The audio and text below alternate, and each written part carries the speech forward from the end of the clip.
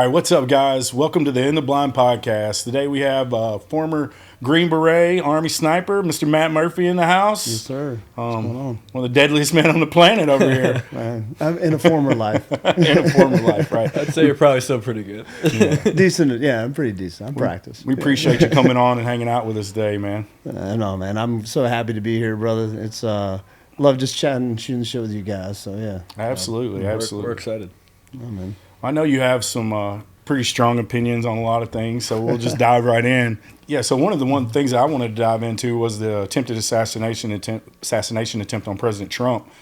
Just from a layman and being someone who doesn't know anything about operations, seems pretty crazy to me that anyone was even able to get a shot off. Just with the way that Secret Service goes about doing their business when it comes to scouting a area, clearing buildings, line of sight, all these things. It's just, it'd be one thing to me if there was one failure, but it seems like there's a tremendously long list of failures.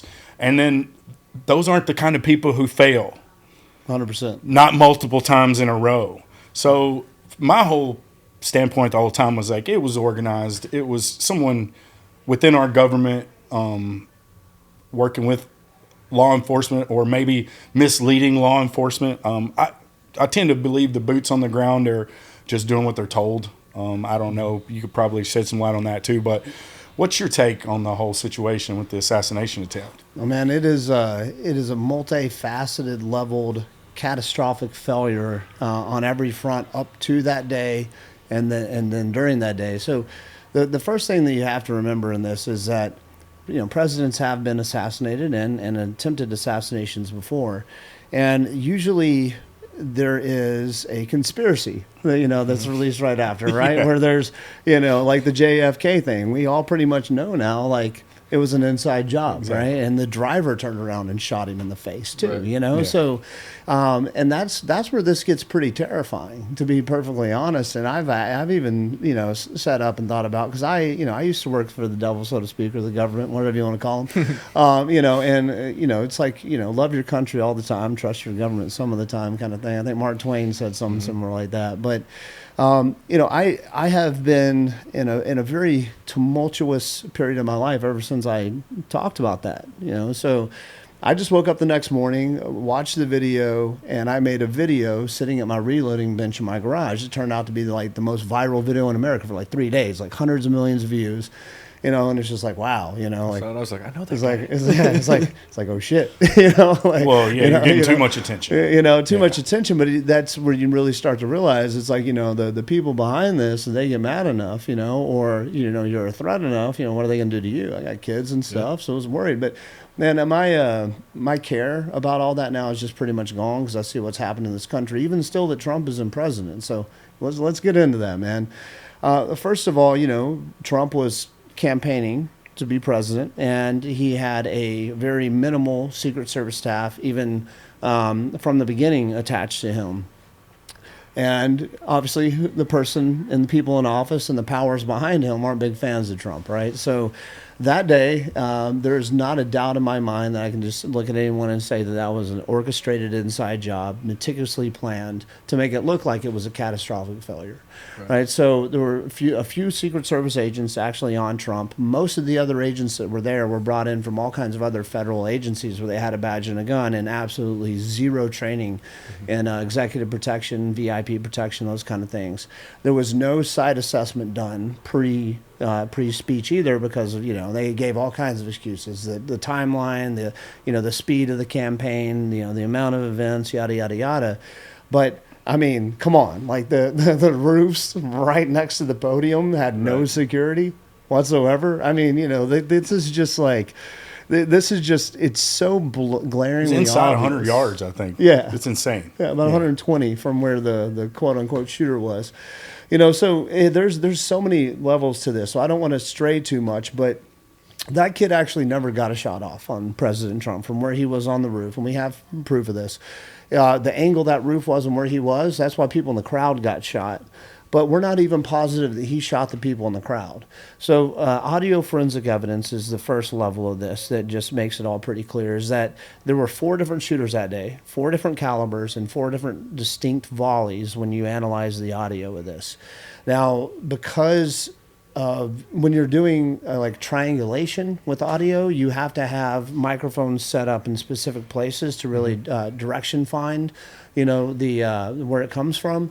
So obviously there wasn't that type of setup there. So it's damn near impossible to say for sure where these shots came from, but you can get pretty dang close. Right.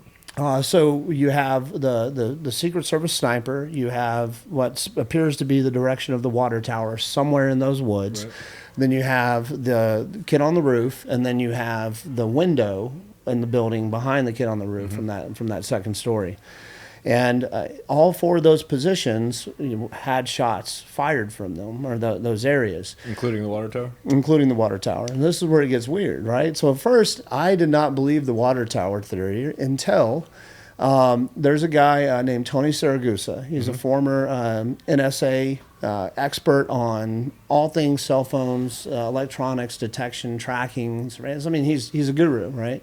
He owns somehow the IP and MAC addresses of almost every device that's ever made, or at least it has the ability, because of what his company signed, to track them.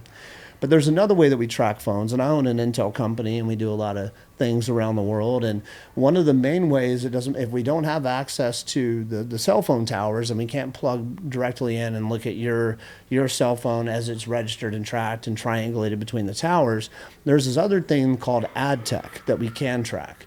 And you have to have special software to track ad tech. But you know how your phone's always like, hey, you say something about a pair of shoes. The next thing you know, there's an ad for a pair of shoes on your phone. Well, that's your ad tech. That's your tracker. And every time your ad tech goes off, or it shows you an ad in any application, anything on your phone, there's a geotag that's dropped for that. So we can pretty much tell everywhere you go and everything you do from your ad tech, which is a lot easier to access than the AT&T, Verizon, cell data, cell data. And you can do that without having to go to the like Apple or whatever? No, not at all. Because your ad tech is a completely separate tracker. It's a completely separate machine. So it's just basically, it's not fully open source, but it's open source ad information that almost every company pays to have access to, or have access to you, right? Wow. So you can track this stuff. So what's interesting is 3 phones, one registered to the federal government, goes really quickly from the area of the water tower, faster than a human can run, and then gets to a car on a side street, and then links up with 2 other phones registered to the federal government, and they speed away. Wow. That's weird, right? That's not a coincidence. And then the kid in question, who, the shooter, we know nothing about. Right. Somehow, literally nothing about. Nothing. Yeah. Weird how that happens. Yeah. His house that he lived in was visited by a device that also liked to spend a lot of time at the FBI headquarters. And it went back and forth I think up to 8 times, and maybe even more, up until the shooting. Wow. So it would go to his house, and it would go to the FBI headquarters. That's weird, right? Mm-hmm. So Tony... It's a lot more than weird. Yeah. And he showed a lot of proof. A lot of other people have dove into the ad tech since and shown that. But the other aspect of this is that, when you're a shooter, especially, a relatively inexperienced shooter without any type of, special optics or anything, because at least in the picture, it was it was almost like a setup in the picture we got too, it was like, come on, man, like, you guys got to try harder than this, at least, like, what's one thing the government sucks at lying? It's like the space shuttle videos. Let's not go on a tangent. It's like the one thing you do the most and you're bad at it. Yeah. Like, how the fuck does that happen? I know, man. It's almost like sometimes I think it's kind of like an FU to They don't care. Yeah. They're just like, we can get away with this. Fuck these idiots. Yeah, 100%. Yeah, and so he fired multiple shots. God knows where they went. Obviously, the ballistics the truth to this will never be released to the public. And without going in there with a team that I trust to investigate it myself, I'm not going to believe anything they tell me. But you only had 1 shot that accurately went to the president. And in audio, you only have 1 shot from 1 caliber, 1 gun that came from the vicinity of the shooter. So I really believe that the actual shooter, the one that hit Trump in the ear, was in the window behind behind that kid, so it could look like it came from the same direction. Because you don't accidentally shoot people in the crowd Right. and then get one perfect shot on the president's head, Yeah, right? right. And had Trump not turned his head, he'd be dead. Yeah. And also in assassinations, because we get trained in these. I was a tier 1, level 1 sniper, in special operations. That's the hardest school you can go to Right. for sniping in, the U.S. government. We get trained on these things, and you don't take headshots in assassinations, and there's a reason for that. It's because you can miss. People can turn, somebody can move. You only take headshots to make a statement, right? A headshot's a statement piece. You blow their brains out on national TV, and now... And what a fucking statement that would be. 100%. I mean, that's you saying that just in my mind. It's like that's exactly what they were doing. 100%. Trying to make a Psychological warfare. Yeah. Look what we did to him. If you stand up against us, we're gonna blow your fucking brains out. We can do this to him. Imagine what we can do to you. Yeah, that's fucking terrifying. 100%. And thank God he missed. Yeah, And clipped his ear, and here we are. But man, that whole thing was what just a catastrophic badass failure. Trump is, though. I know, man. Like, I mean, you've seen people. But how many people you ever seen react to being shot like that? Right. I mean, that's outrageous. Brother, God had his hands all over that. I'm a believer, so I believe Absolutely. God had his hands all over that. But man, the whole other thing too is you got all these freaking idiots online. They're like, oh, they set that up. they staged this. It's like, dude, do you know how stupid you would have to be to have somebody take a shot and hope that you turn your head at the right time and that it clips your Where ear? the and wind then don't it goes kick up 5 notches, or whatever. Like that's man. just ridiculous. That whole thing where they were like, oh, it was a setup and they meant to shoot him. And I'm like, dude, no one would ever do that. Ever. Yeah. What about the people that are saying, oh, well, he would have a gaping hole in his ear and it would have torn his ear to shreds? Like, No, as far as the ballistics go, like too small of a caliber. That's what I man. say. It's a low caliber sniper rifle. Like Yep. those bullets aren't big. They're not going to come out of you like a slug, like a 12 gauge slug. I mean, 100%, man. they're meant for precision, not for destruction. 100%. And there's a whole lot of factors: that size of the caliber, the velocity Speed of of the it. bullet, yeah. If a 50 cal goes by your leg, your leg might fly off just because of the velocity, speed, weight of the bullet, all those ballistics. But for 5.56 and small rounds like that, it's just going to clip your ear. When 5.56 hits people, it doesn't. Take them down. You normally, when you're, taking somebody out with like an M4, like, the battle rifle that we had, you got to shoot them, 6-7 times because you got to hit bone. You got to hit something to stop them because that round is so small and it Just penetrates. pass It right just through. goes right through them. And if they're hyped up, and fighting, they can continue to, shoot, move, and communicate after they've taken a few hits if you don't hit bone or do something to, catastrophically disable them. Yeah. So yeah, man, it's man, that's the problem with the internet. The beauty of it is you can find the truth, but God knows how hard it is these days because every idiot has the ability to have an opinion, and some people have big platforms and they're big idiots. And there was definitely some out there that were, had a background similar to yours that were spewing shit. Yeah. And I was like, dude, like, it's incredibly irresponsible for you to come on and say this because people are going to believe you.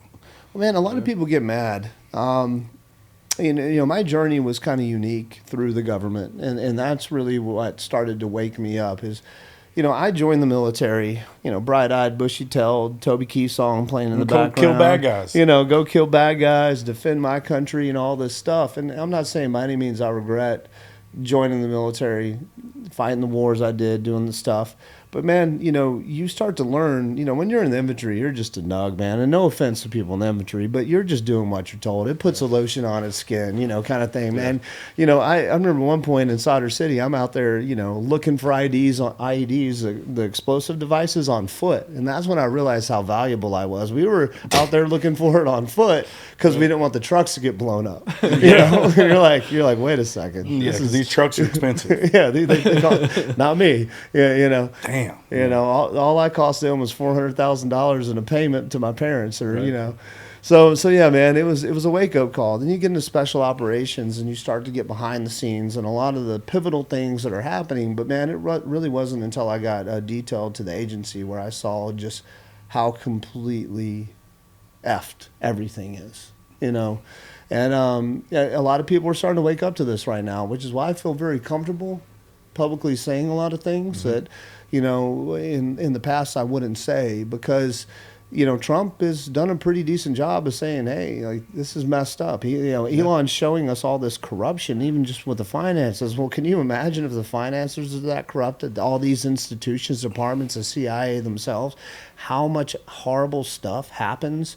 I mean, look at all the papers that CIA's released, you know, about, you know, MK Ultra, to the tests that they've run on people, the psychological warfare campaigns they've run right here in the States, how many people that they've murdered and killed, you know, and things they've done to us, and then God, you know, and all the things they've done around the world. Dude, and you go back years to the crack epidemic and the rap music, the things they did back then. Yeah, like I mean, it's really, really fucked up. But they're leading the way, whether we know it or not. 100%, man. Well, you know, there's an interesting thing that most people in America really need to wake up to. There's the Constitutional Republic of America, and then there's the Corporation of America. And Patel's spoken out about this. Trump's spoken out about this. From the second we allowed the Federal Reserve to become a private organization to control our money, we lost America. And I don't care what anyone says, we lost America. And the second you can kill a president and get away with it and nothing happens and life just continues on, when he was trying to end that institution and create our own money, and, you know, the country we don't speak of that, you know, is normally, you know, almost behind almost everything wrong with us. It's tough, man, because you realize that we lost our country with the Federal Reserve. And the only way we'll ever even have a chance of really truly getting America back is ending the Federal Reserve, and the stranglehold that they have on the American citizen is income taxes. 100%. You know, that's how they control you. That's how they, you know, well, income taxes and inflation, interest rates. Do you think that Trump's, especially in the last couple of days, talking about ending property taxes, federal income tax, everything, is a thinly veiled threat at the Fed? And well, I mean, that is literally the threat to their existence, because if you don't have income taxes, then what do we need you for? Yeah, what are they here for? But also, too, why is our money, why is our society controlled by global bankers? Why are we not in control of our own money? Right? And it's not just America. Central banks in almost every country are controlled by the same people. You know, there's a guy on Instagram, Cancel Ian Carroll, I think is his handle. Man, I don't think anyone has ever done a better job of breaking down with receipts and, you know, sources that you can read showing just how incestuous this is, man. So the love of money is the root of all evil, right? So what I tell everybody is stop watching the media, stop listening to politicians, stop listening to talking heads, you know, and even a lot of talking heads are my friends. They're posting clickbait. They're posting, you know, they're trying to, you know, continue. They're doing their job too. They're getting their money. Yeah, they're playing their game. I respect, you know, I get it. I mean, you know, we all live in this world. There's a game we got to play. But if you want to know the truth, follow the money. All the money. Where's the money come from? Who paid for this? All right, where'd that money come from? Where'd that money come from?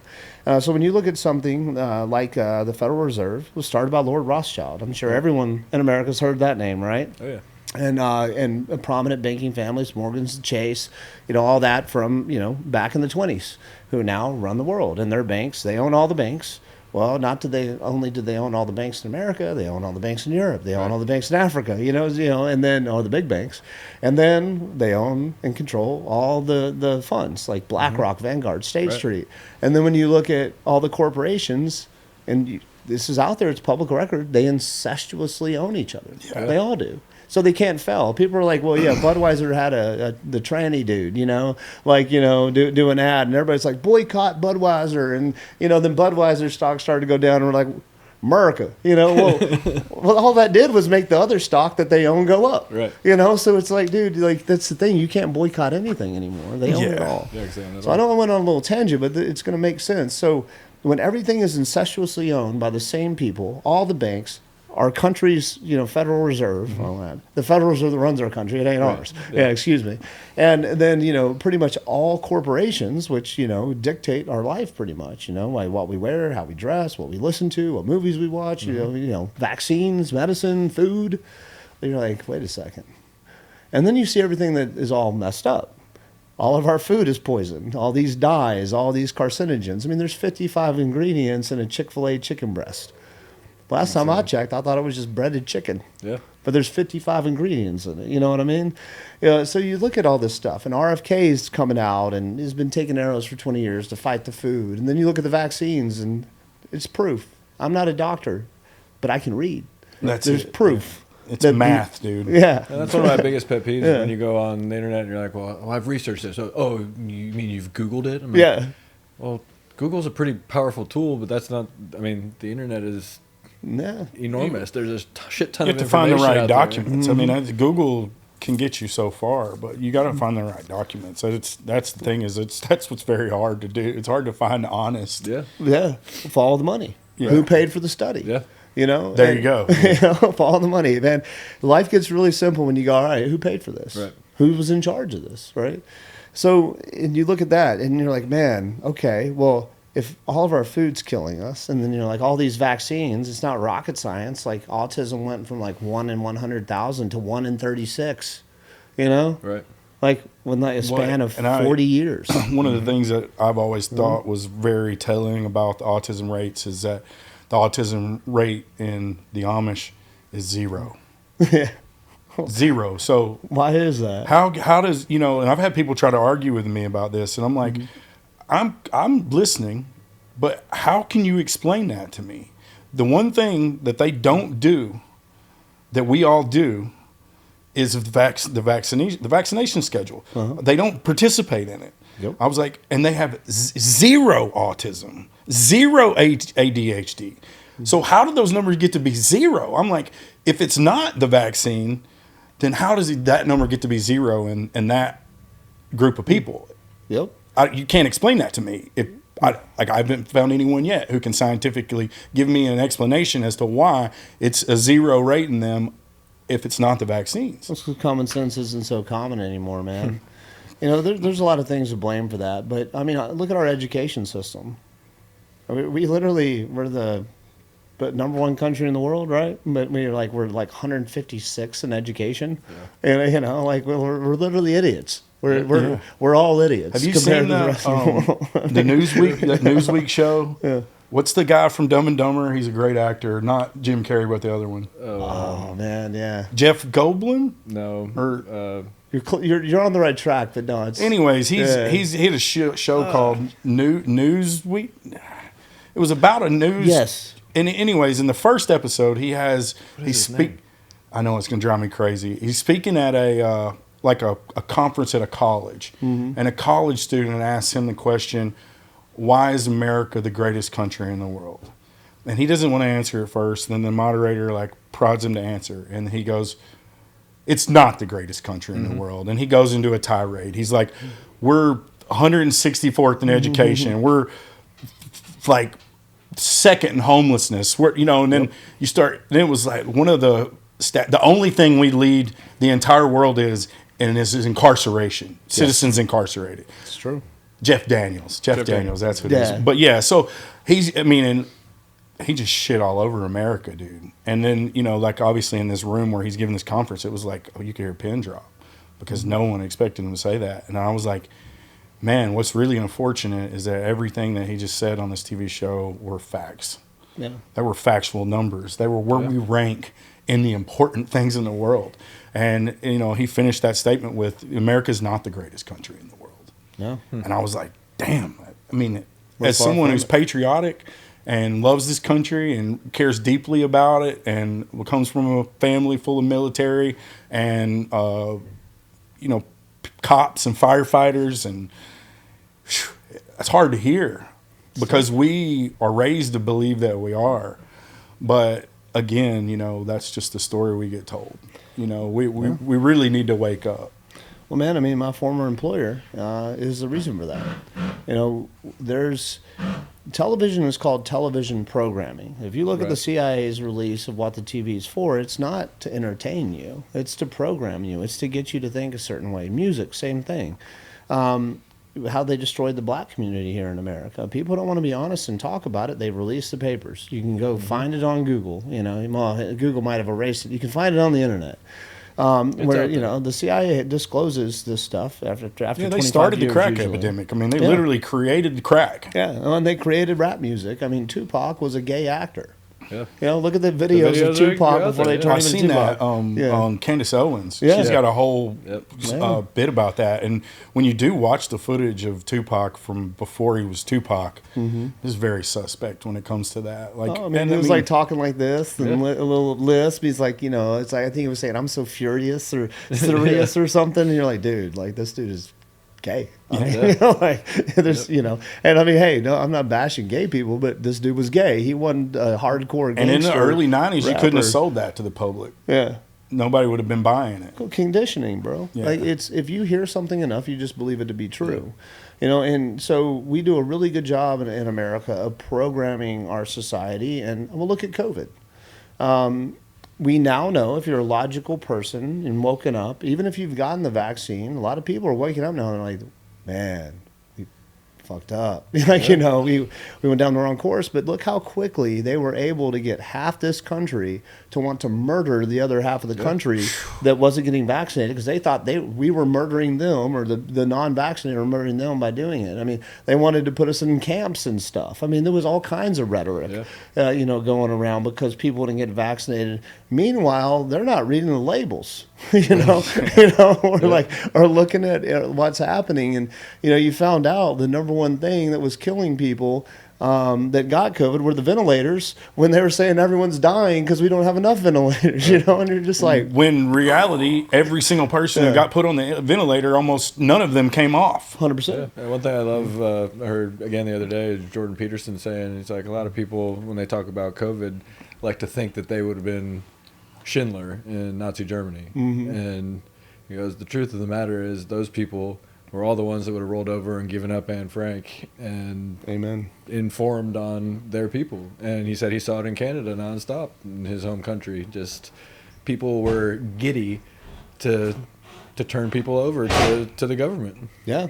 It's sad that people have no spine and no backbone, and It's human nature. it is. Unfortunately, it's really human is. nature, brother. Like, you know, there's so much, you know, that's been done to study this, especially with psychology. I think 80% of people in almost every psychological study that challenge this concept of the sheep mentality, that just go along with it, you know, literally walk into the slaughter knowing that they're going to get killed. 80% of people will do it almost every time. And there's about 20% of people will wake up, will be able to change their mindset, change the programming, question their programming, but even still, studies differ on this, how many times you have to hear the truth before you even start to consider it, because you've already been programmed in the lie. Right. And that's what's happening to our kids. And that's why I try my best to keep my kids off social media and not let them watch, you know, YouTube videos and things like that, because all these videos are programming. All these media companies, the same people own them. Right. All the most of the major mainstream music, same people own them. You know, it all goes back for all the money. What are they doing to these kids? They're programming them to be conditioned to whatever they want them to be. The subliminal messaging. I mean, go back and watch Pinocchio. Yeah. And then look at Epstein Island, you know, like, Well, you know, like, I'm just saying, man, you know, and all the sayings in there, dude, they will throw it right in front of our faces. They'll show it to us and program it to us to be okay with it. And then you still have half the country, more than half probably, that's like, oh, those are all conspiracies. Right. It's like, it's right in front of your face. yeah. Well, it's wild now that all these conspiracy theories have now been proven truths. It's wild that people still want to keep their head up their ass or their head in the sand and still refuse. And like we talked about this earlier, is that I think the human ego is so fragile, and for people to have, you know, been willing to die on this hill and now realize that, oh fuck, I was wrong. Like maybe I'm backing the wrong horse here, and their ego won't allow them to admit that they were wrong. Well, man, I mean, look at America's done some pretty horrible stuff. Yeah. I've done some pretty horrible stuff on behalf of America. I'm not proud of that. Yeah. Dude, I watched the Black Hawk Down documentary. Have you seen that yet? Oh, There's a fucking soldier talking about that situation where they're trying to get those guys out of that city, and he's like, man, I looking down a street and there's a group of women pointing out our location. He said, at that point, you're the enemy. I mean, and, you know, he's like, I did what I had to do. And I'm just like, bro, like, it can't be imagined, like, being put in a position where you're going to have to fucking mow down women and children. War is hell, man. But I mean, the America has no problem asking you to do it yeah. on a regular basis. I've got friends that were Green Berets that were in Afghanistan, and it's like we do just these patrols, and we check cars, and if didn't matter if it was women and children, if it looked like there was a vest or there was a reason, like we were supposed to take them out. And I know those guys can't sleep at night just because of the stuff that they did for our country or to protect whatever they're protecting. I don't know. You got to look at the history too. This is one thing that Americans are just idiots on, history, and it's not their fault because they're not taught it. One, right. And a lot of people just don't even. Yeah, 100%. Man, if you read a history book now that our kids are like, man, I literally wanted to go to war and light that thing on fire. Yeah, so because it's a totally different version of history. It's a totally and it's another, just like you said, it's another different form of grooming. Yeah, I mean, they're just Well, look at the Taliban. We created the Taliban. Green Berets created the Taliban to fight Russia. Well, shit, now they're a terrorist group. And then you got Al Qaeda, and we're still funding them. Yeah, literally. Yeah, I mean, we funded them the whole time. It's just, dude, if there's so many things I can't say. Yeah. Oh, I'm sure. But I'll tell you this, because I don't care about saying it, because it's probably one of the things that weighs my soul the most. Is I was one of the guys that created ISIS. We created ISIS. Yeah. That's just a fact. It's been released, and people are talking about it now, but I was the asshole doing it. Yeah. One of them, very few of us, but one of the assholes doing it, man. There's been a lot of nights where I've sat up and thought about, God knows how many, I did what I was doing what I was told, Even as a Green Beret and a CIA guy, I put solution on his skin, Right. Following orders. And I don't want to make light of that, but dude, you do what you're told, but you're also not told the whole truth when you're doing what you're told, right? Everything's compartmentalized. There's all these pieces of manipulation, and you're told you're doing this for this reason. I mean, they even lie to you, right. When you're in the machine of the lies, So, just looking back at my career, man, it's most of the things that I have done had nothing to do for America. It did nothing to make my daughter safer, my family safer, our city, our state, our country safer. It did nothing for that. It was an oil game. It was a business play. It was to keep money funneled into the military-industrial complex. That's always about money? It was always about money, man. At the end of the thing, everything is money. And, you start to look at it, and, man, so many of my buddies, we get together and talk about this stuff, man. It's just, you look at who we were and what we did, and you think about I think about all my buddies that died in combat, and died in Afghanistan, died in Iraq, died in all kinds of other places I can't talk about. And you're like, man, why? For what? Yeah. For what? Yeah. It wasn't for America. Right. Do we need to invade Afghanistan because, like, Obama might, or Bin Laden might have been there? Maybe. He wasn't there. I mean, I think he was in Pakistan the whole fucking time. Is there any truth to the fact that Bin Laden was a CIA 100%. asset? Yeah, he was an asset, and he was a sourced asset, and that's been released. He worked for us. Right. And he worked for another country, too, that I won't say. Until he was more valuable. Starts with an I, ends with an L, But,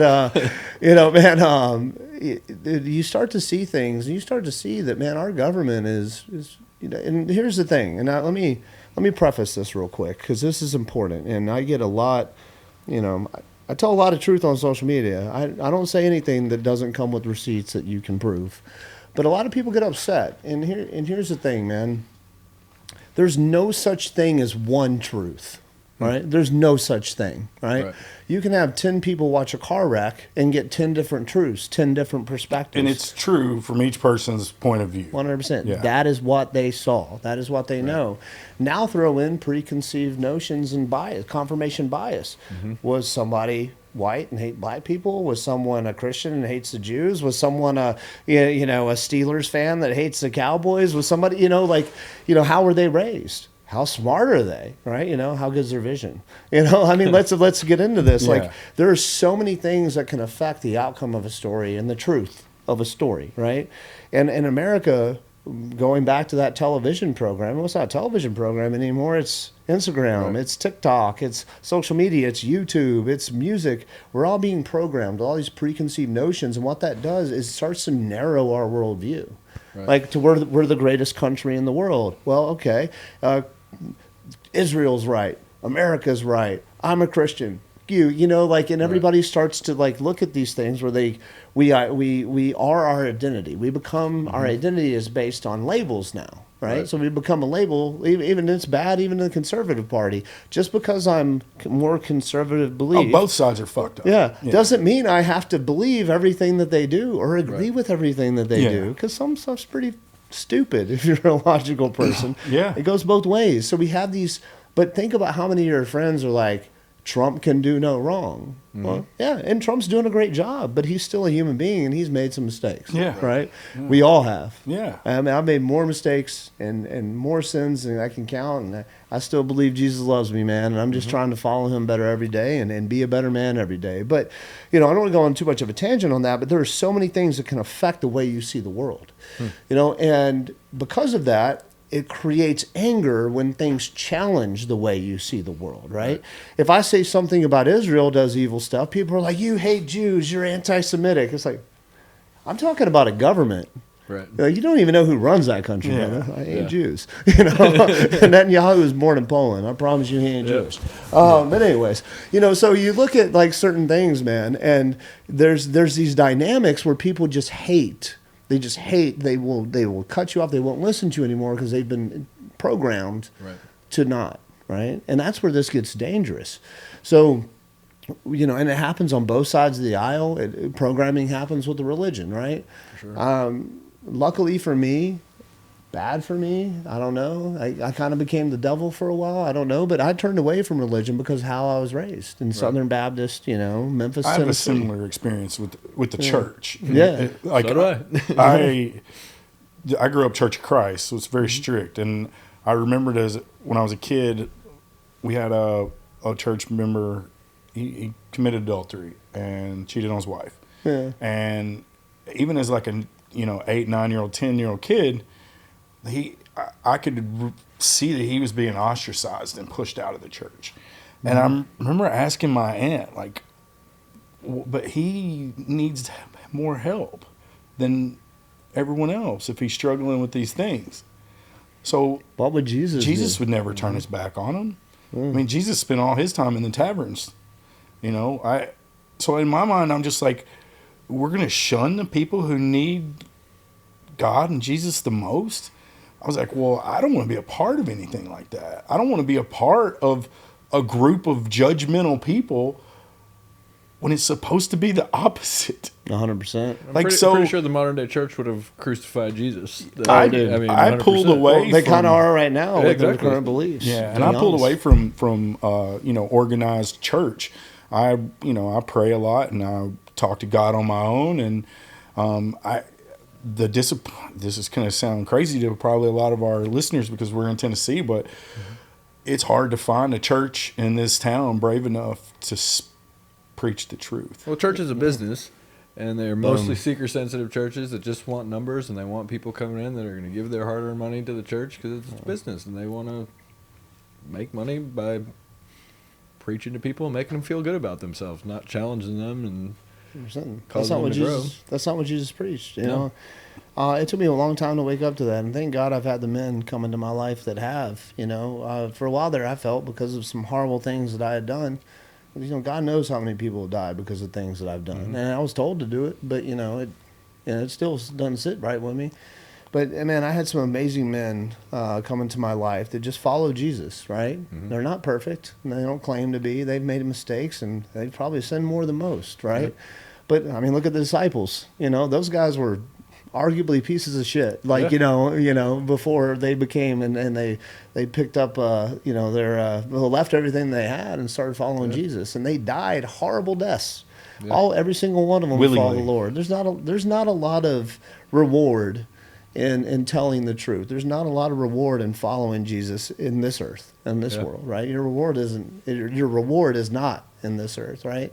And so, man, I've really, after I lost my sister in 2019, a horrible situation, I started going down the path because I live in Nashville, Tennessee. Let's be honest, it's a party town. Yeah. You know, we got we're in the same friend group, right? We got a lot of the same friends. I mean, you're just drinking and drinking and drinking, and there might be nose beers everywhere and everything else. And man, I went down a dark path and I cried out for God eventually in that and started to pray. And life didn't change overnight. Some random girl on Instagram mailed me a Bible.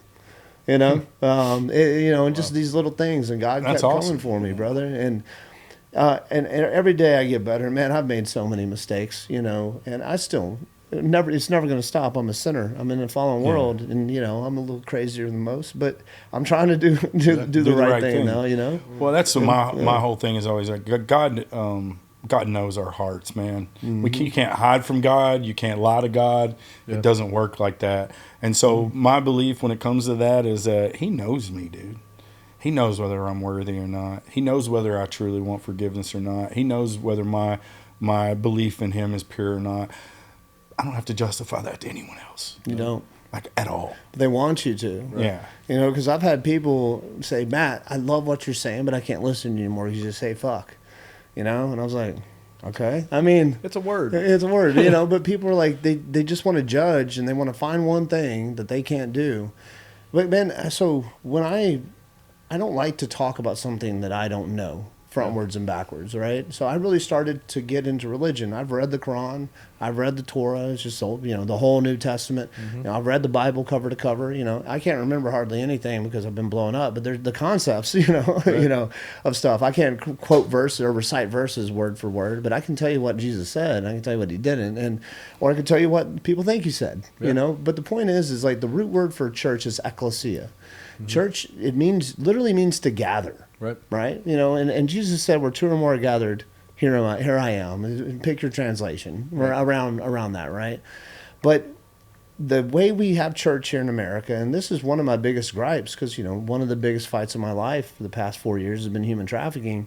You know, we've turned church into a building. We've turned the Word of God into a man's interpretation of God. You know, we've perverted the church.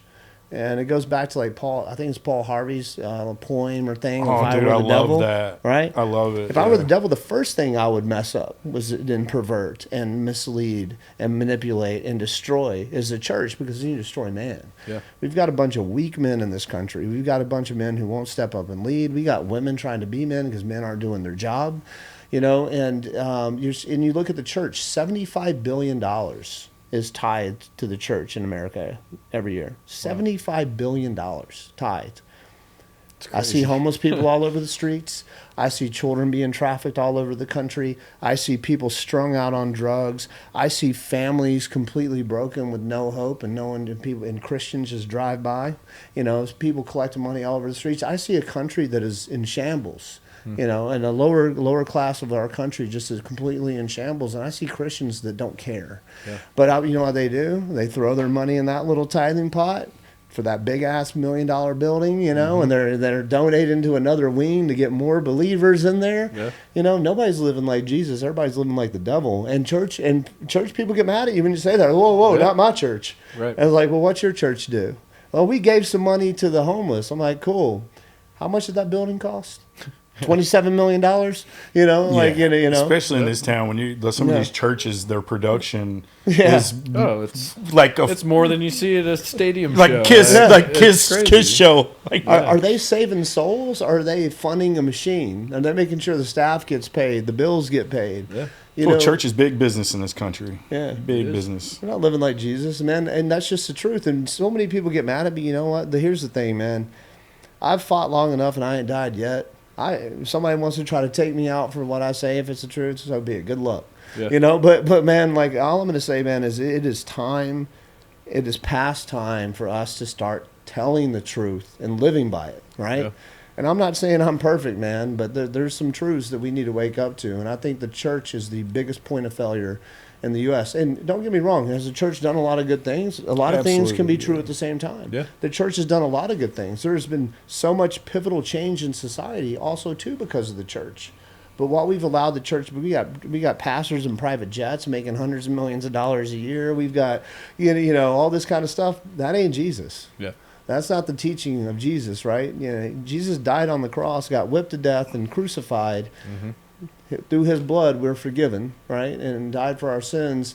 And we got pastors flying around in private jets, right? And we've got multi-million-dollar, $20, $30, $40, $50 million buildings that people go to once a week. And people go into these big buildings, are they coming out of there living like Jesus? Or do they just feel like, I just washed off all the shit I did last week, Again, it goes like that's the beautiful thing about God, man. It goes right back to what I just said, dude. God knows, bro. You cannot hide from him. Mm-hmm. You cannot hide. And it's, just like you were saying, like, I'd sitting here dropping the F-bomb and talking about God. A lot of people would think, this guy's going straight to hell. Mm-hmm. I don't think so. Yeah. I don't think God is going to judge me like you are. 100%. He knows me. He knows my heart. He knows, like, he's got the information. Yeah. You don't. There's 10 commandments, and then the rest is it's pretty 50 Shades of Gray. I hate to use that to reference the Bible, but I'm not talking about that show. I'm just saying, like, it's just a gray area. There's no black and white. It's been interpreted so many times. I have a good friend who's like a really big student of the Bible, and he said, for me to learn what I needed to learn about the Bible, I had to learn Hebrew. And I had to go back and read the original text. Before King James got his hands on it, before everyone else interpreted it their way, he's like, I had to go back and read it for myself. He's like, and I wish everyone could do that. He's like, because it would change people. 100%, man. Well, here's what most Christians don't know. They don't even know how Christianity, as we have it today, came to be. Right.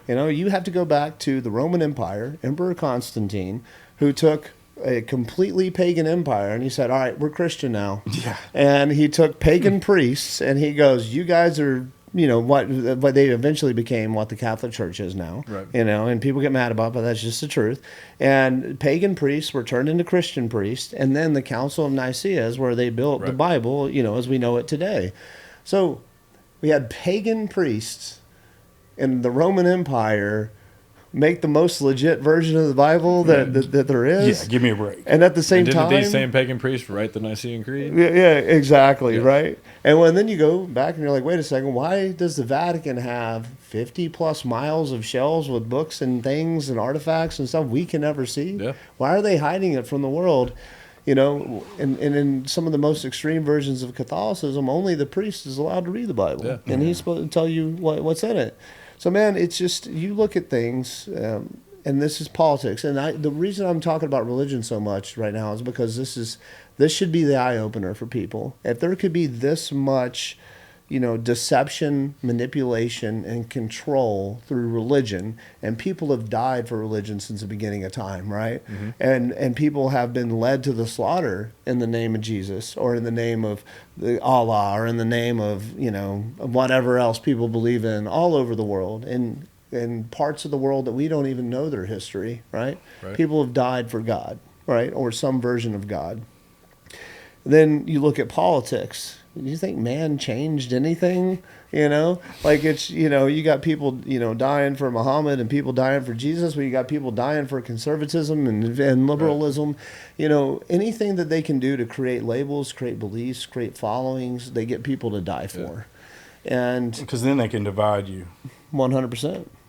Is if I can make the people fight over racism and sexism and cutting children, kids' penises off, and I can make people care more about what happens in the Dallas Cowboy games and what happens in Washington D.C. or what happens in Israel or what happens in their own damn backyard. Well, look what the Romans did with the gladiators to massive sport to distract the people from starving to death. What was the actually fact that going they were just starving? Bread and circuses. Yeah, right. 100%. We live in a backwards world, brother, and it's never going to not be that way because of human nature. It's never going to not be that way because of the devil, and it's not, and the only time it stops is when Jesus comes back.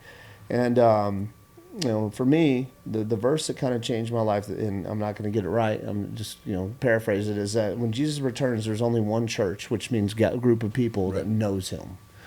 The rest believe, but they don't know him. I don't want to be in the believe but don't know. I don't want to be in the believe but don't live, you know, and I'm trying to get better every day. I've never seen anywhere in the Bible it says don't say fuck. What I have seen in the Bible is, you know, a lot of other stuff that people that believe in Jesus do, like thou shalt not judge. Right. Well, I mean, the Christian church in the South in America is judge duties. Judgmental. Yeah, literally. You know, so yeah, man. If you can understand the fundamental flaws in religion, not in the Word, not in Jesus, but in religion and in man's manipulation, then you can understand the fundamental flaws in politics, the fundamental flaws in human nature, and why everything is the way that it is. And you know, you fast forward all of that to today. And you look at this phone and social media, and you start to say, I don't live in the real world anymore. Yeah. Right? I live in a matrix. Like, if I live in whatever they tell me is on here. My news, my beliefs, my reality is right here. The things I'm angry about, right here. The things I care about, right here. The people I communicate with, right here. You know, so even though, like, I'm living and breathing in this physical world, my reality is in this digital world that doesn't matter. Yeah. And quite frankly, the reason this is only going to get worse with AI and everything else. Well, shit, the Neuralink, dude. That's when you were just saying that. It just hit me like that's Neuralink is terrifying because now it's not going to be in your fucking hand. It's actually going to be in your brain. 100%. And you can't. You can't put it down. Like there's no way to put it down, bro. Like that's terrifying. Well, it wouldn't surprise me if they developed the technology to where it doesn't need to be implanted on your brain. This energy is powerful enough to where and I think it's already happening. It's already you got your CarPlay, right? Like Wi-Fi now. Yeah. Am I part of CarPlay and I don't know it? You know, what about my life is being manipulated? Well, that's it. Neuralink's probably just an antenna. Yeah. Realistically. Well, I mean, I believe our brains are the most powerful quantum antenna that there actually is. And I just don't think we're capable of accessing most of it because of all the shit in our food and fluoride in your third eye. Exactly. There's a lot of stuff and Christians get all weird about that. Calcification of the pineal gland. And dude, the biggest pushback I get is over the vaccines, bro. People think I'm a nutso because I think vaccines are a problem. And for me, I'm like, I don't think necessarily that all vaccines are bad. I'm not saying that I'm a complete anti-vaxxer. I'm saying that if you look at the schedule now, it's insane that they're putting this much shit into children. Coincidences, right? I don't really believe in coincidences. You can look at the schedules when vaccines and the numbers increase and the amount they got, and literally like follow 93? Autism. 92, 93. And the food pyramid right about the same time, right? And when people bring that up, they're absolutely ripped to shreds and demonized, and how dare you question the government. Which is comical. Well, look who's ripping you to shreds. Exactly. I mean, the food pyramid should have been disputed so long ago. How many people in the physical health world no carbohydrates, bro? Like, and no one said a word about the food pyramid for years. They've been saying no carbs since 15 years ago. They started the no carbs. It's not necessarily just a carbohydrate. It is I don't know. Let's put it this way. Yeah. I can go to Europe. What's the worst form of? And I can eat all kinds of pasta, bread, and carbs. I won't gain any weight. Yet I come home and I eat that same diet and I can put on 20 pounds in 2 weeks. Oh, dude, you feel like you death. Feel awful. Yeah. So it has to be what we're putting in the food. The bleached sugars and the enriched bullshit that we're getting. Yeah, man, dude, this past summer, my company, I'm not going to say because we do shady shit, but my company won a contract in another country, and I had to hop on a plane and have my butt there. Now, this is probably one of the most dangerous countries in the world to be in. That's what we do. And, it was a great time, but I was eating their food for 2 months. First couple weeks, it was like, I felt like a lot was getting out of my system. Something I didn't know if it was the food or I gotten sick. And then after that, I have never felt better in my adult life because I was eating real eggs from chickens that didn't have hormones and antibiotics and genetic God knows what happening to them. I was eating real meat from whatever animal it came from that was made the way God made it, not the way scientists made it, so it would grow faster, get bigger. I was eating grass that wasn't sprayed with Monsanto's chemicals. Literally. So I'm in arguably one of the worst countries you can be in the world, feeling like $1 million because I'm getting real food. And then it was just like an eye opener to me. And then, because I kind of missed McDonald's, and I got back and went to McDonald's, had one, and I felt like death. I literally felt like I felt horrible. And then I started, over the few weeks, month, getting back into American food, and I just felt like, the same piece of crap I was before I left. Yeah. But for 6 weeks, I felt on top of the world with my diet, my health, my brain. It's just amazing the effect that our food. Yeah. I mean, it's the fuel that your body needs. We right? did You look at a vehicle, you put bad gas in a car, it's going to run like shit. You put it the purest form, and it runs like a top. So, I mean, it's like archaic analogy, I guess. But it's... And it makes you wonder, is there anything we can do about this, man? Because, you look at, like, Trump right now and Elon. Elon's calling out all this stuff, all this fraud. I mean, I don't even know how many billions, if not trillions of dollars. He's over, it's like 100 and something billions saved already. Yeah. Insane, right? Yeah. Who's getting in trouble, right? I know Cash just got into office, but it's like, it just seems like we're pointing out like all these horrible things. We're showing where all this money is going, and it's like, man, if we really don't see arrests, That's what I said. People are getting fired. They should be getting locked up. 100%. Like, that's the problem. I mean, Do you think we're going to see that? well, I don't know. It's complicated, man, because we're not just America anymore, and I think that's the hardest pill that people need to swallow. Is everybody's worried about globalization. We've been globalized. Yeah, Right. we set a precedent for the rest of the world. Literally, our financial system is completely globalized, right? Whatever happens to the dollar affects the rest of the Western world. Right. Our diet thing. I mean, Europe luckily took care of its people better, which is surprising, right? Because But they're it seems way like more even messed that's up shifting than more towards what's happening in the U.S. also. Yeah, it's true. But I mean, like, Europe, you can get locked up for probably, 99.9% of the stuff I post on my Instagram. I'd be in jail, Right. Yeah. But you can eat better food. And that's one reason I'm looking forward to going over there on Wednesdays, because I feel like I'm going to get a 4-week detox. Yeah, no, you will, man. Yeah. But so you see all these things happening where it's all interconnected. Our corporations, they're all there's no such thing as an American corporation anymore. They're all global corporations with global interests that incestuously own each other.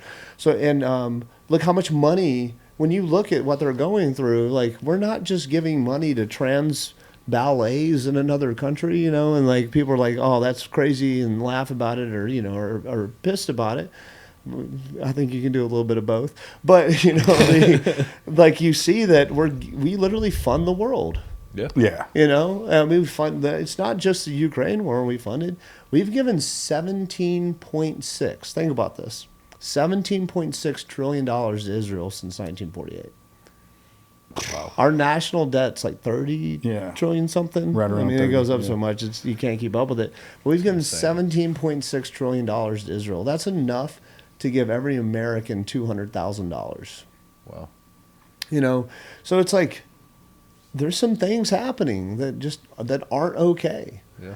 And it's not just Israel. I mean, we do that for the entire world is on our bankroll. So we've already been globalized because we have an institution that's not American giving all our money away. Right. Yeah. I have a question. Do you think that, I've read this a little bit, it's, different people have different opinions, but do you think that the United States, the experiment that it is a continuation of the Roman Empire? I do. With the Vatican being the head of the snake, the U.S. being the muscle, and Switzerland basically being the bank? I might say some things that might get this podcast deleted. That's what we're here for. There's two families that I think every American that has a brain should study. The fact of the matter is, well, just say this real quick. There's an old Arabic parable. Some American general stole it and tried to make it his, but it's an old Arabic one, talking about the wolf, the sheepdog, and the sheep, right? And the sheep are never going to wake up. They're just going to go along just eating shit. It doesn't matter what you give them. They're just going to eat shit, and they're just going to go where the shepherd and the sheepdog tell them to go, right?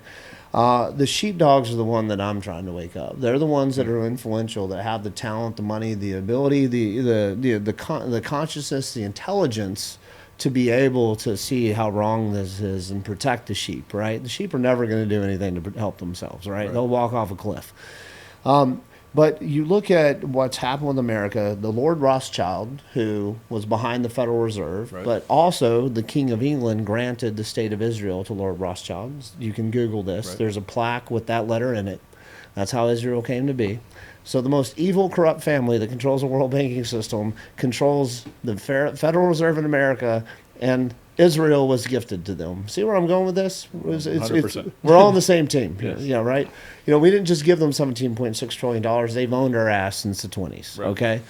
So we basically are at this point now where the system is so corrupt, but it's not, because it's what they intended, right? Right. If you look at the Constitution, the system is completely corrupt. It's completely flawed. And I think this experiment is over. Yeah. You already have Europe losing almost all rights of free speech, any right to protest anything, and they've already made examples of all the people they need to. So now Europe is pretty much neutered, right? They've already arrested all the people who had the balls to say something. Even J.D. Vance went over there and called them out. I think NATO or the UN, one of those. Yeah.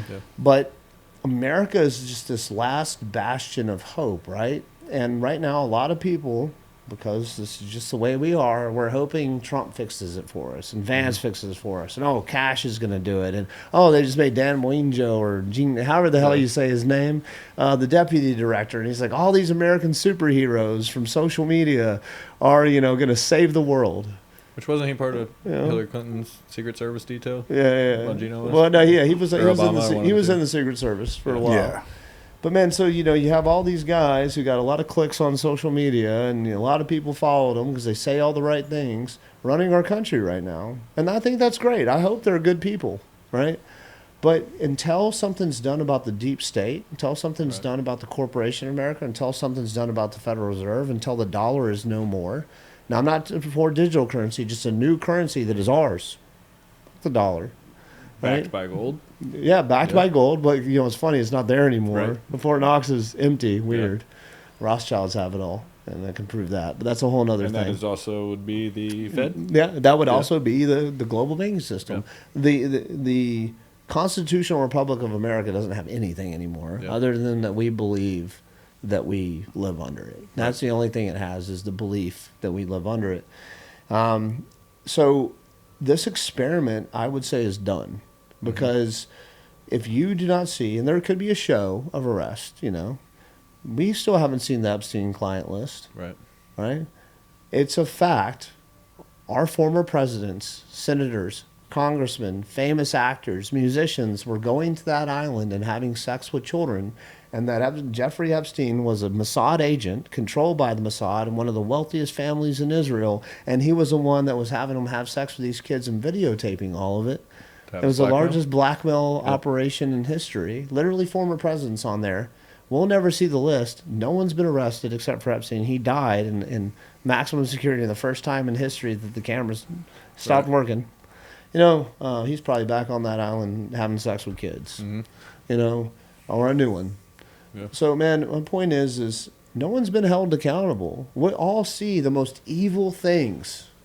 Children being raped, murdered, all this stuff, all these Hollywood actors and, musicians that have come out talking about adrenochrome and them drinking children's blood and sacrifices. What happens? They just die, and everybody's like, they fell off a balcony. Right. Yeah, they fell off a balcony. Yeah, sure they did. Man, and no one does anything. Now, people bitch, but where do they bitch?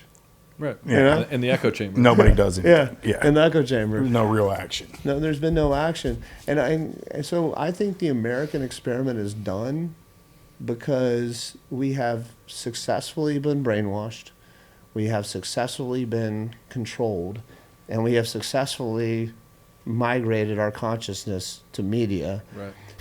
You can't find anyone really anymore who would do anything in the real world. And January 6th, that's all part of that subconscious conditioning.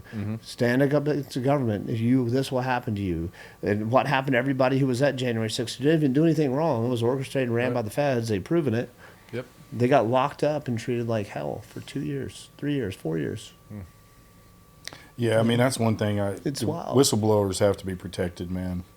If nobody is going to tell on the people doing the nefarious shit inside of our government and our high-level agencies, if we take those people out, then that's what they want. But if the deep state's tentacles are so deep, somebody can blow the whistle over and over and over and over again, and nothing ever be able to happens. stop it. So what's the something solution? happens to the whistleblower? Yeah. Look at the last lady who came out as like, we're trafficking children. You know, and this is something that didn't sit right with me, man. Like, you know, when I started Operation Lightshine to fight human trafficking, man, we had so much success, but that stopped quickly in ways. I partnered with the Department of Homeland Security Investigations, HSI. Now, all the agents that I met and worked with, amazing human beings, patriots, good family men. You know, they did their job, they hustled, they did what they could to keep us safe, but they still worked for the bureaucratic assholes. When you say it was stopped quickly, or it stopped quickly, was it stopped quickly? They basically cut my head off as quick as they could because I wasn't controllable. And then the momentum of the organization just imploded. Right. And now there's task forces still doing things. Florida, the task forces are doing amazing. But that's because you have Florida sheriffs who can tell anybody to go F themselves. Right. You know, Florida sheriffs don't play games. I remember being at your gala and listening to some of those detectives crying their eyes out up there telling these stories. And, I mean, it was one of the most moving things I've ever seen. But if the government is cutting your head off and not allowing you to go after these people, I mean, will it ever stop? I don't see how it could. It won't. Especially if a human is you the most need tradable the and most backing valuable of the commodity. government. Yeah, you have to have the backing of the government because if I do anything, I'm a vigilante. Right. If they do it, it's legal. There's a process. Yeah. So, man, I've tried to do everything I can to fight the war. Not me going out, you know, pretending to be a hero and rescue kids, but to fight the battle to set up institutions and systems and processes to change things.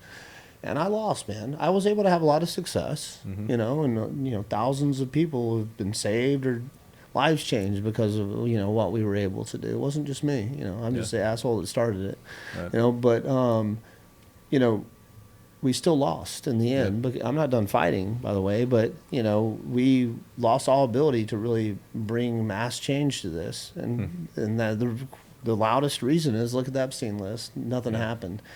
The people that are doing this are not just sick individuals. They're judges, they're lawyers, they're doctors, they're movie stars, they're musicians, they're athletes, they're politicians, left and right. Powerful, you know, smart, they're with powerful money. people, former fucking presidents, and all the way down. You think Diddy is P. Diddy is like a distraction to take some of? I mean, not saying that I believe he's an evil human being, but do you think they're putting all of the focus on him to detract from the people 100%. that we've put our trust in? Yeah, look at Diddy, but how many people did Diddy? You know, and how many people were Diddy and other people with Diddy? You don't see anyone else getting in trouble. Right. You know, all of Hollywood He's the scapegoat. went to his parties. Right. All our politicians, Barack Obama, Diddy and people at Diddy's party. That's probably where you met Michelle Obama. Or Michael Obama. Or whatever, you know. Big Mike. Have you seen that meme where there's the divorce rumors and they're saying, well, I just hope they can settle this like men. I know, I really do too, man. Because you see some videos. She's whooping his ass, you know, bro. she's packing heat, bro. Like, you know, you see some of those videos. Seen those Ellen dance moves. You know, that's disturbing. She's got a really big clitoris. You know, I think it looks to be about 9 inches long. But anyways, you know, so then I wish mine was that big. yeah, man. I just head on down to CPI stem cells. And, oh, dude, yes. I mean, yeah, dude, that was the thing. We go add a free plug for that, man. But dude, yeah, it's man, it is it's tough because you see that they have literally killed. They're killing us at every level, from our food, from our water. Our water is pretty much the most prevalent thing in our water right now is birth control. Yeah. Or making women Dude, the fucking fluoride. I watched read a study the other day where they put male frogs in. They gave them our tap water, and within it was like 30 days, it turned the male frogs into female frogs. Yeah, wasn't it AZT or whatever? I'm like, the chemical what? Toxin or whatever. I'm like, how could this ever be in our water? If this will do this to anything, it does it to everything. I know you got some ideas on how society and our governments have torn down the traditional family model. Give us your insight on that. Obviously, I know it starts in one place. 100%, man. Well, you know, just to preface this, my former employer is notorious for destroying countries, destroying nations, destroying religions. You know, it's what they do best. So you get a crash course in all of this individually to learn how to manipulate and literally be the devil.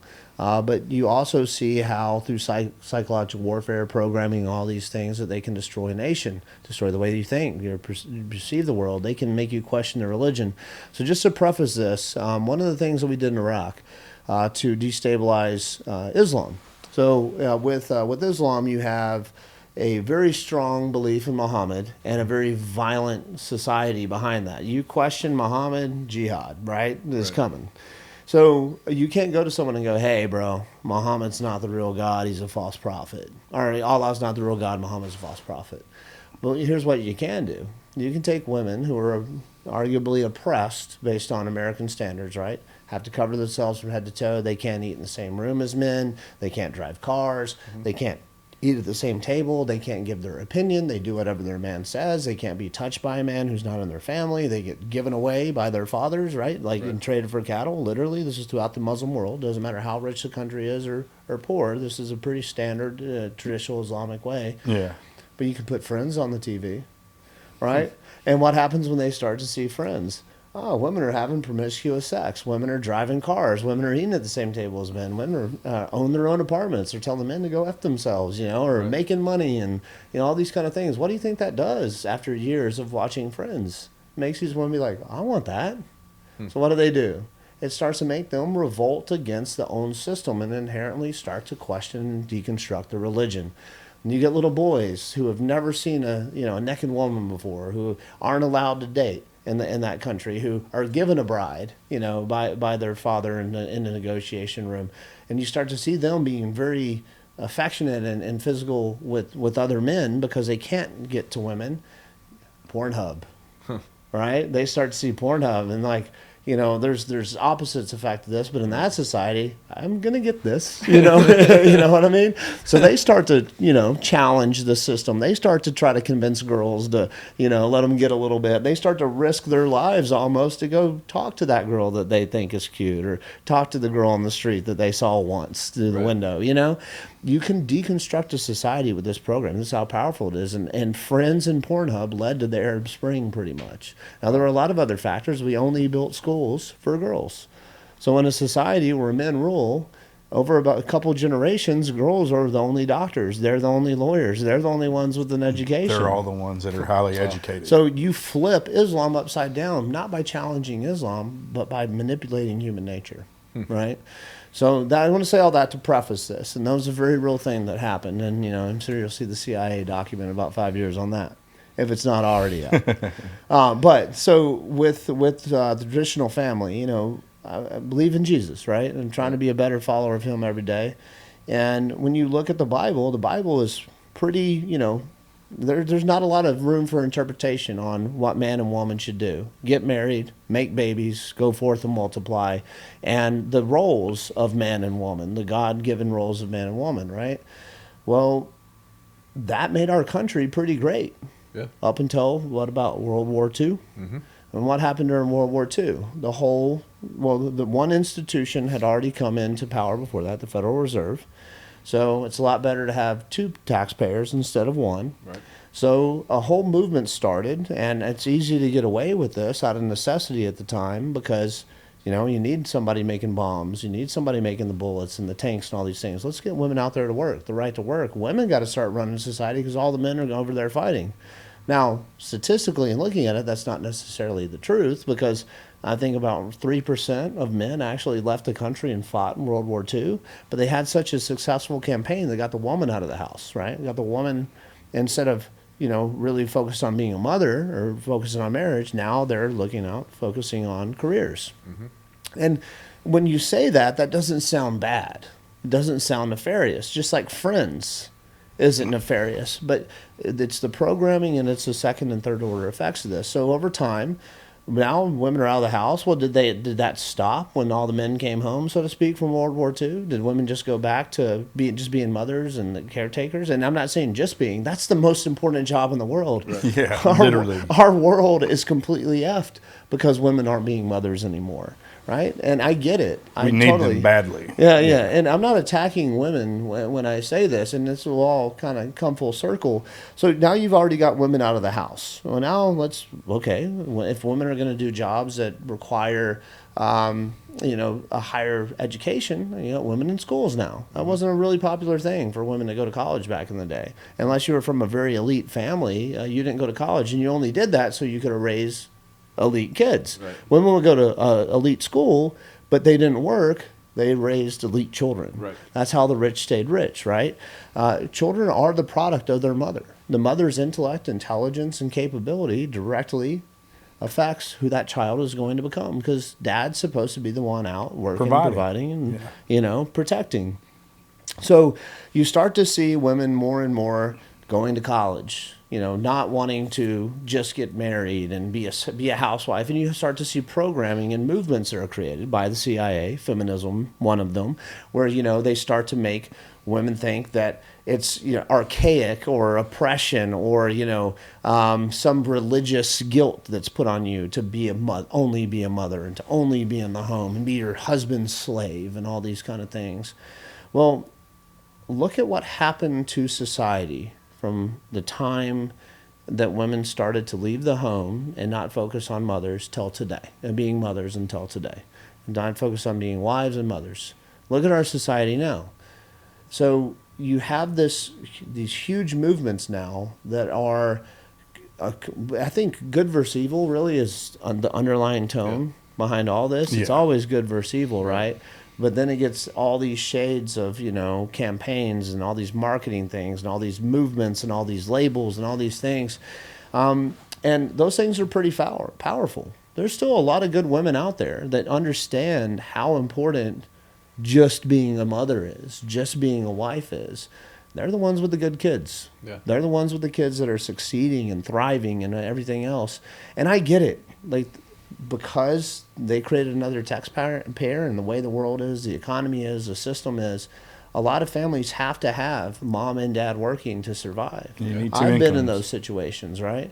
You don't make a lot of money in the military. They don't pay well. We did decent in the special forces, but at the end of the day, to live the American dream, my ex was out there working. It's tough, but I get the system was created that way, but the system got there and then has manipulated us to this point. But it's also attacked us in a lot of other ways. Birth control, for instance.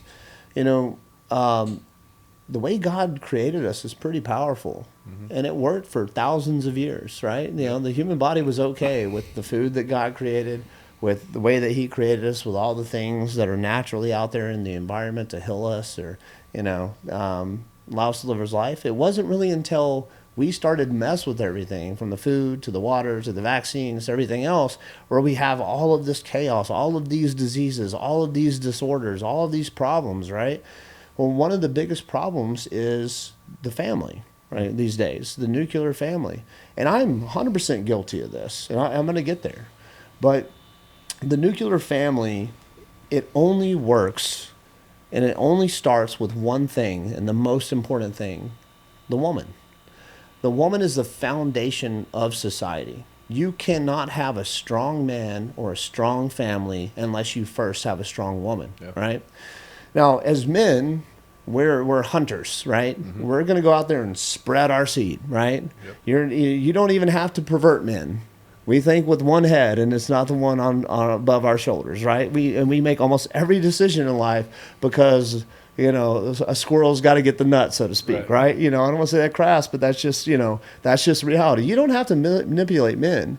What you have to do is you have to turn women into being anything but the prize. Right. A man's not going to not do that. A man's not going to be chivalrous. He's not going to open doors. He's not going to protect. He's not going to work his ass off. He's not going to provide unless he's got a prize to do that for. Mm-hmm. Right? He is not going to be that. So when women start to not be the prize, and I'm not bashing women for this, society has done this to them, from the financial system to manipulation programming, all this stuff. But if a woman is out there sleeping with everybody, not wanting to be a wife, not wanting whatever, well, what are guys going to do? we're going to sleep with them. And in my days, without God in my heart, I slept with as many of them as I could, right? And I got some kids from it. And I made a lot of mistakes from it, and I am not proud of that. But I would never have been able to sleep with those women, make those babies, and do all these things outside of marriage had that not just been the norm. Right? And I'm not blaming them for it. I'm just as much as the problem, but it starts with the woman, and it's not their fault. It's everything around them's fault. It's because they're so important. And the reason it starts with them is because you are literally the most important part. Literally. Yeah. If a woman ain't going to sleep with you, she ain't sleeping with you. If she's making you wait, what are you doing if you love her? You're waiting, right? What are you doing if she doesn't make you wait? Getting all up in there, right? You know, and as much as you possibly can, because that's all guys want to do. So this is why I say everything starts with the quality, the morals, the values, and the constitution of the woman. Right? And why did they attack women first? Because everything else falls apart if the woman is not what God had created her to be, right? And that's just the biggest part of this. Men can't lead someone who doesn't want to be led, you know? And a man's not going to chase something that's not worth chasing. And not going to protect something that's not worth protecting, and not going to provide for something that's not worth providing. And a man is not going to be there for his children in something that's not worth being there for in a lot of cases. Now, I'm not saying a lot of men do. I do my best. I pay child support. I do my best to be there for my children, but there's a hard reality now that their mom's with someone else now, and I'm removed from the situation, and I get custody once every 2 weeks, right? You know? But man, it's that is really where it starts. But women are also not just being attacked on the society side, where they got to work, they got to pay the bills, they got to do all these things. They're also being attacked, you know, biologically. One of the biggest attacks is birth control. Birth control completely throws a woman's body out of whack in so many different ways, but not just her body, her immune system, and her picker, so to speak, right? So birth control is high-level doses of estrogen that's supposed to stop their cycle from happening, or make sure that they don't ovulate, right? So that they, if they do have sex, they'll have a baby. Well, it just disrupts the reproductive process. 100%. Yeah. Well, the cycle is not just the reproductive process for women. It is the process for a woman. Our bodies, pulled from the rib and, made the same, but the reproductive cycle is literally the foundation of who a woman is. Yeah, chemically we couldn't be much more different. 100%. Yeah. 100%. So without a natural cycle, women aren't going to have a strong immune system. Women aren't going to have a hormonal pattern that they understand, that they are in control of. They're also not going to be attracted to and make the decisions that they would make if they were without birth control. I'll ask you one thing real quick. Yeah. I've heard that during a woman's cycle, when they're ovulating, in general, that they're more attracted to a man with a strong jawline that's muscular, that is more masculine, and when they're not ovulating, they can be more attracted to a more effeminate male. 100%. And I guess that plays into that whole idea of if you stop them from ovulating, then they are now more attracted to the more effeminate, passive, beta type male. Well, and you're filling them up with a hormone that makes everything else in their body try to match the levels too, So you're 100% right, man. Science has proven this. Studies have proven this. Google tries to hide them from you, but women on birth control are attracted to effeminate men. So if women are attracted to effeminate men, what do men start to do? Right? Because this is the woman's at the core of everything. Be more effeminate. Be little bitches. They're like, I'm a feminist too, or be liberals. Dude, look at the whole skinny jean fad. Well, then also look at this whole toxic masculinity is an awful thing. Like 100%. Since when? I guess that's part of the agenda. But they're being masculine in doing that, because birth control also makes women more masculine. It makes them want to take charge. It makes them not want to be women. Right? Because it flips their hormones. Your hormones control how you think, how you behave, how you develop. Right? This isn't rocket science. It's just science. Right? It's really simple. But when we change science, we change the whole narrative. Right? So birth control throws them for a loop. And so you're starting to see a lot of women be self-destructive only because they're not just getting it from the societal programming, everything they're trying to do to F this up externally, through the media, through music, through the Federal Reserve, through taxation, through feminism and all these things. You're starting to see inherently their hormones line up to accept all of that. This is all a game, right? For these people. I used to work for these assholes. Trust me, there is nothing off limits when it comes to evil. Right? And people are like, oh, they would never do that, or all that just happened. It's like, bro, you don't have no coincidences about how manipulated and controlled you are. And, so many Christians refuse to see this, right? Because Christians are only taught about Jesus loving, in America, for the most part. Institutional religion, Protestantism here in the U.S., we're just taught about Jesus' love. We're not taught what love is. Right. We're taught about forgiveness, but not what it means. We're taught about grace, but not the concept of grace. We're definitely not taught about the devil. Right. We're not taught about what the devil does. Jesus was fighting spirits and, doing exorcisms and fighting witchcraft and all kinds of things throughout the New Testament. Find me a church that talks about that. Find me a pastor that dives into what the devil would do. If I were the devil, the first thing I would do is destroy the church. The next thing I would do is destroy the woman. Because the woman's a prize, right?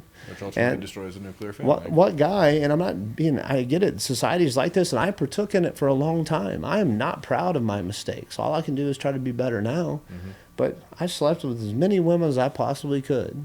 Because I was a Green Beret. I was out there. I was fighting. I was going to war. And when I came home, I was going to get mine. Fighting and fucking. Yeah, fighting and fucking. Literally. And I'm not proud of it. We can laugh about it now, but I'm not proud of who I was, Yeah. And it's, man, and I played into that system. But the only reason I was able to is because the system was created for me to do that in. And as much as I was messed up, so were the women. But if a woman was the prize and wasn't just banging everybody in town, then maybe I'm gonna, and I'm attracted to her, I'm into her. Maybe I'm gonna behave differently. Yeah. Maybe I'm gonna try to be different, And I know there's gonna be a lot of ladies that are gonna be upset by this, but this is how the game is played. This is what the evil people do. And you've seen it firsthand. You've seen it firsthand. I used to work for them. Yeah. You have to destroy the woman before you can destroy the man, before you can destroy the family. Because they are literally, that womb is so much more than just a baby maker. It literally controls the world, man. And, so when people ask me, do you think we're going to get America back? It's like, I don't know how we get a woman back. I don't know how we get men back. And tell them we'll never win our children back. And that's just the reality. Yeah, until families are staying together and raising their own kids and not with an iPad or a nanny or whatever, we're not going to get them back. We have no chance. 100%. People have to raise their own kids. I have some friends that family, and we have a problem child in the family, and done all this therapy and done all this stuff, classes, doing all these things, spending all this money, throwing this money at this problem. And I sat down with my in-laws a few weeks ago, and I was like, maybe we just need to love the fucking crap out of her, guys. Maybe that's the answer. Because this particular child, my little niece, she is always really well behaved around me. And I know that her father's not in the picture. I spend a whole lot of time making sure that little girl knows I love her. And when I'm around, she's pretty well behaved. I've never actually seen her act out. Then apparently she's a terror the rest of the time. And it's like, why does she magically get it together when I'm around? Well, it's probably because I'm the person who's in her ear all the time telling her I love her and I won't ever let anything bad happen to her. Yeah. And she understands that. Well, so how do we fix that? I don't know, man. It's tough. I think people just need to start living like Jesus, man. Jesus showed us the way. He sure did. It's lead with love. Love is a lot of things, man. Love can be hugging someone. It can be being there for them. It can be intimate love. It can be, there's hard love. There's hard love. There's tough love. Yeah. Love can be violence. For sure. I've done a lot of violent things because of love, right? Yeah. Jesus wasn't just a hugger, man. Jesus flipped tables Yeah. You know, when they started doing all kinds of nefarious things in the Lord's house. What do you think Jesus would do if he walked into a church here in Nashville, Tennessee? He'd be doing a lot more than flipping tables, I think, because the very same things that Jesus flipped tables for is literally what our church has become. And that's just the hard truth. People can hate me all they want for saying that. That is just the hard truth. Read your Bible. Stop listening to the asshole on stage. Yeah. You know, and I'm not saying all pastors are bad. No. But they're part of that system that's created this destruction of church. Well, we're generations and generations into indoctrination. So 100%. The people who are around doing it now aren't responsible for the starting of it. You know, they're just participants. Now, are you a knowing participant or are you one of the sheep? That's when I think things get a little murky because there's a lot of them that are knowing participants. 100%. Well, I mean, I like to hope they've read the same Bible I've read. Yeah. You know, and I'm not saying I'm a biblical scholar, but I didn't go to an indoctrination camp to become a Protestant preacher. No. You know, you know, I just read the Bible and I pray, man. And, you know, I was a bad sinner. I've done a lot of bad things, man. We could sit here for a few weeks talking about all the horrible stuff that I've done and how much I've played into this system. But I think the difference now is I've woken up. Yeah. You know, and I do live differently now. I don't still make mistakes. You know, there might be a night once or twice a month with the boys where I'm going to, you know, be as torn up as the rest of them out there in losers. I'm having a good time. Right. I'm not a saint, man. You know, I'm a warrior. I'm a fighter. But the things that I'm saying are true, and every day I try to live my life more and more by it. And it's made it a lot harder to date. 'Cause I'm a single guy now. And, it's tough. You know, to practice what I preach, right? Well, not what I preach, what Jesus said. Yeah. You know, I ain't the preacher. I'm just saying what it's in the Bible. Just a servant. Right there. Yeah. Just a servant, man. Yeah. And it's harder and harder to find a good woman these days, man. You know, I hate to say it, you know, I'm not going to say who, but we got a group text, you know, with all my buddies, right? And, you know, this town, you meet a girl and, you know, they're not doing bad things. Just send a picture of her in there and, you know, you just pray that like your friends haven't had sex with her. Yeah. You know, like just you know, in this day and age, the odds are that one of them probably has. You know, because you know it'd be really weird to have a best man that slept with your wife, right? Yeah. You know, but that's just the reality of the world we live in now, man. Is just everybody's banging everybody. There's no, you know. Another one of the perks of having a Mormon wife. 100%, man. No, you did it right, brother. You did it right. After this episode airs, there's going to be like a sale on Mormon women. I'm about to like start a fire sale on Mormon. I'm about to start a dating app for Utah. Hey, are you done with the Mormon church but still love Jesus? You know? Yeah, right. You know, but man, it's tough, man. But again, like you got to be the kind of man that deserves a girl like that too. That's it. You know, you're a good dude, man. I appreciate that. Me and my wife have talked about that several times. Is that, you know, it doesn't work if only one person is good. Like you gotta have a good man and a good woman, or it doesn't work. Like, because a good woman's not going to put up with the man who's out till 4 a.m. doesn't answer phone calls. You know, and I was that guy for a long time. Yeah, so I get it. You know, I was swashbuckling my way through Nashville for a long time, and I'm just lucky that my wife came along and saved my ass. She 100% is the most important person in my world. 100% is the reason I'm successful. 100% is the reason that I get to do any of the cool shit that I get to do, because without her, I was just twisting in the fucking wind. Yeah. And I'm a really good example of exactly what you're talking about, because I did find a good woman, and it's made me exponentially a far greater man. I'm so much better of a person and a man now that she's in the picture. And the cool part is all the shit just stopped when we met. I didn't even try. It just stopped. Like the going out, the getting tables, the, you know, bottle girls, all that bullshit. It just quit on its own. There was no thought put into it.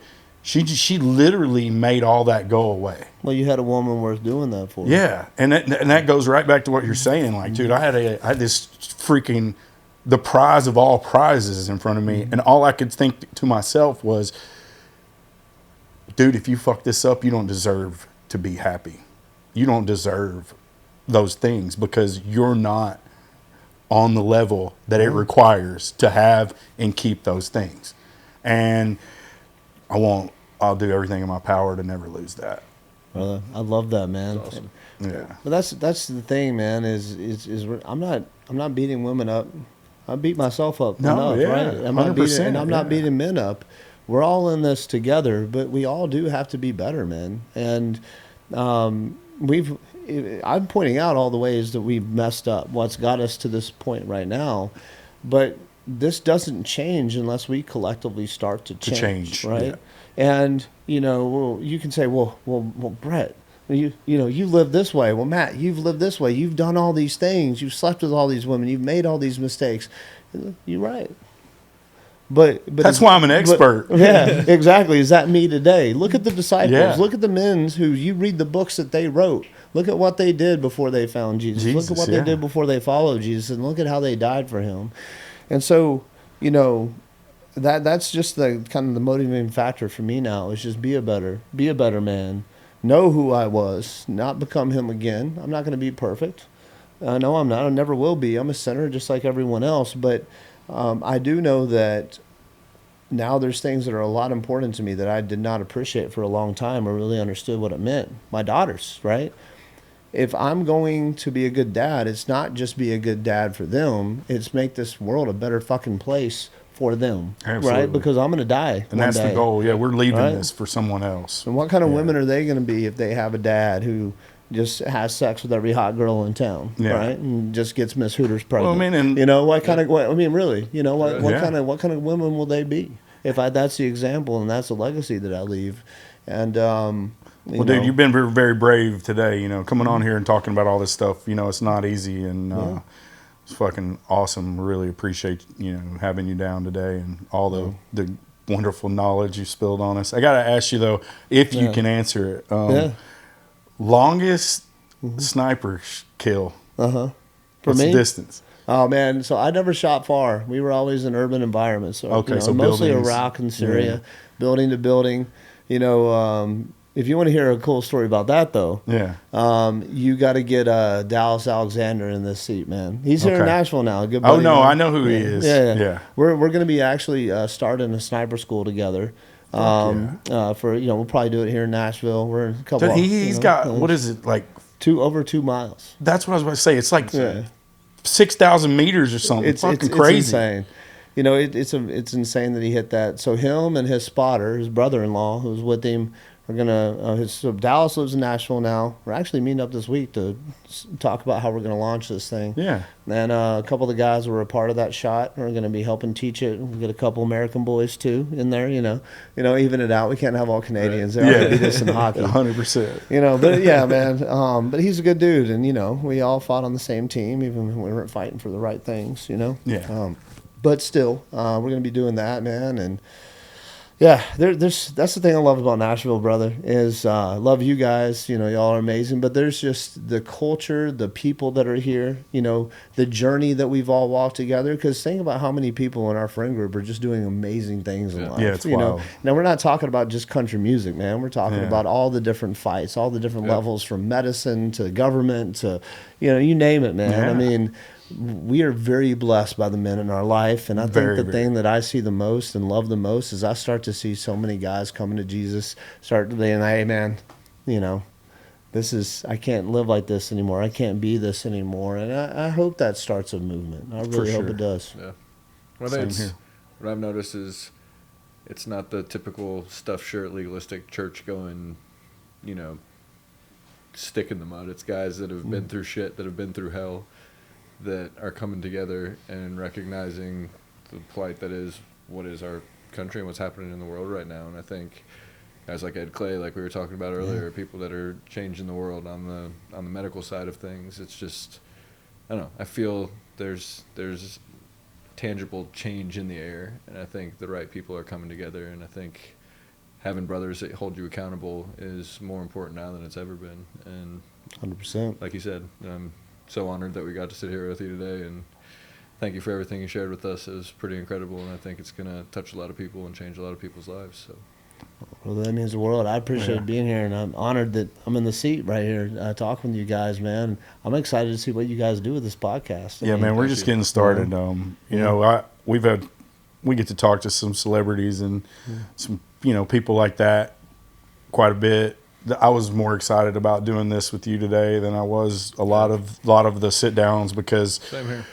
there's a lot of I knew there was going to be a lot of depth, and I know you're very knowledgeable, and you know, you've been through a lot, man, and you got a story to tell, and it's worth hearing, you know, and I think that it will benefit others to hear it. So I like I said again, really do appreciate you spending your time with us here today. Well, thank you, brother. It was Awesome. the world, brother. Good shit. Thanks, man. Mm-hmm.